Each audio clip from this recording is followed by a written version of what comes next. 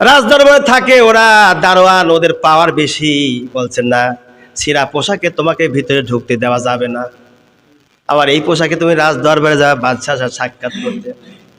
কোন এক ব্যক্তি ইমানদার ছিল, দিনদার ছিল, নামাজিওয়ালা ছিল, পরেশগার ছিল।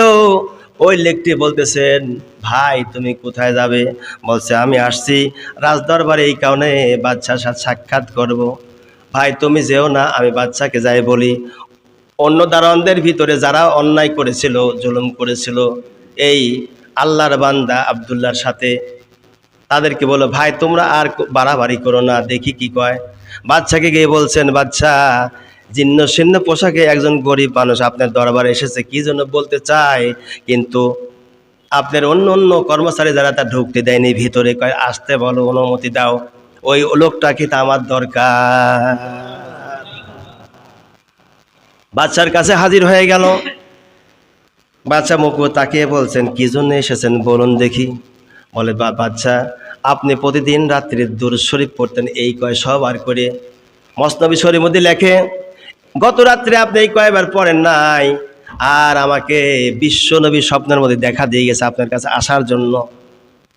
বাদশা বললেন, আমার দরুদ শরীফ যতগুলো কবুল হয়েছে সুসংবাদ তুমি যে আমাকে পৌঁছা দিয়েছো, এই জন্য আমি 300 দিরহাম তোমাকে দিলাম, আর 100 দিরহাম আমাকেও স্বপ্নের মধ্যে এসে বলছে তোমাকে টাকা দেওয়ার কথা। সুবহানাল্লাহ কোন। এই টাকা নিয়ে দিনা ঋণ শোধ করবা। ঋণ শোধ করার জন্য পরের দিনকে হাজিরা দিতে গিয়েছে, তা মামলা দায়ের হয়ে গেছে। মামলা হয়ে গেছে, হাজিরা দিতে গিয়েছেন। হাজিরা দেওয়ার সময় জজ সাহেব বলতেছে, টাকা কোথায় পেলে? পাওনাদার বলছে, স্যার এই টাকা নিশ্চয় চুরি করে আনছে, নাহলে কোথায় পাবে? আমার টাকা দিত না এতদিন যাবৎ ধরে। একটা খুরমার মহতাজ ছিল যে ব্যক্তি, 100 টাকা কোথায় পেল?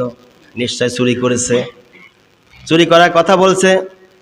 জজ সাহেব জিজ্ঞাসা করতেছে, এই টাকা তুমি কোন জায়গা থেকে জোগাড় করেছো, সত্য করে বলো। আব্দুল্লাহ রহমাতুল্লাহ বলেন, এই টাকা কোথায় পেয়েছি, স্বয়ং এই দেশের বাদশাহ যিনি তাকে আপনি জিজ্ঞাসা করেন। বাদশার কাছে চিঠি লেখা হলো, মসনবী শরীফের মধ্যে লেখে বাদশার কাছে চিঠি লেখা হলো। চিঠি লেখার পরে বাদশাহ রেগে গেল।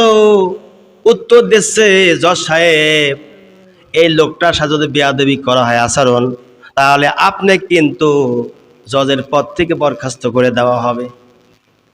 জজের কাছে যখন চিঠি এসে পৌঁছায় গেল, উত্তর এসে গেল, জজ সাহেব তখন তাড়াতাড়ি করে উঠিয়ে দাঁড়িয়ে নিজের আসনটা ছেড়ে দিয়ে আল্লাহর ওই প্রেমিক বান্দা গরিব দুঃখী মানুষকে নিজের চেয়ারে বসায় দিলে। বসায় দেওয়ার পরে বলতেছেন, আপনার আজকে টাকা দেওয়া লাগবে না, আপনার 100 টাকার জন্য যে মামলা দায়ের করেছে এই টাকা আমি জজ নিজেই পরিশোধ করে দিয়ে দেব। এই দৃশ্য দেখে যিনি পাওনাদার তিনি বলছেন, যে ব্যক্তি আল্লাহর পাক ভালোবাসেন এত বেশি, জজও ভালোবেসেন, আবার এই দেশের রাজা যিনি তিনি ভালো সংবেশে তাকে টাকা দিয়েছেন, আমার এই টাকা আমি নেব না, 100 টাকা ঋণ দিয়েছিলাম, আমার অন্তর থেকে তারে মাফ করে দিলাম। ভাই আর একটু জোরে বলা যাবে নাকি সুবহানাল্লাহ? বন্ধুগণ আমার, এই জন্য যারা আল্লাহর হয়ে যায় আল্লাহও তার হয়ে যায়। সুবহানাল্লাহি মান কানা লিল্লাহি ফালাহুল কুল্লি। আল্লাহ যার হয়ে যায় বান্দা তার হয়ে যায়, বান্দা যার হয় আল্লাহ তার হয়ে যায়।